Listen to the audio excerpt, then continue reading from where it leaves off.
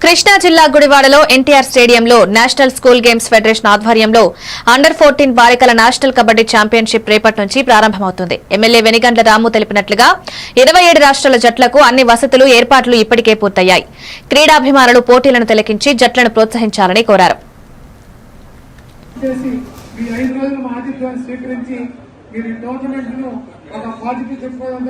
మీరు ఏదైనా మాకు మీ యొక్క ప్రోత్సాహం అవ్వలేదు సార్.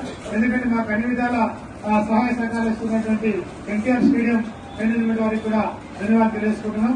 అదేవిధంగా ఈ రోజు మనం వచ్చినటువంటి టీమ్ కోచెస్ చెప్పడం జరిగింది సార్.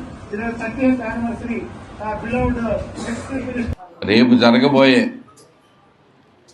రేపటి నుంచి స్టార్ట్ అవబోయే అండర్ 14 గర్ల్స్ టోర్నమెంట్లో కబడ్డీ టోర్నమెంట్లో నేషనల్స్లో పాల్గొనడానికి ఆల్మోస్ట్ 27 టీమ్స్ వచ్చినాయి. 27 టీమ్స్ తోటి 26 ఆల్రెడీ రీచ్ అయింది. ఇంకో టీం కూడా రాత్రికి వస్తుంది. మొత్తం కలిపి 27 టీమ్స్ పాల్గొంటున్నాయి. వివిధ రాష్ట్రాల నుంచి 27 రాష్ట్రాల టీమ్స్ మనకు రావటం నిజంగా గుడివాడలో చాలా స్ట్రాంగ్గా ఒక డిఫరెంట్ వాతావరణం క్రియేట్ చేసింది.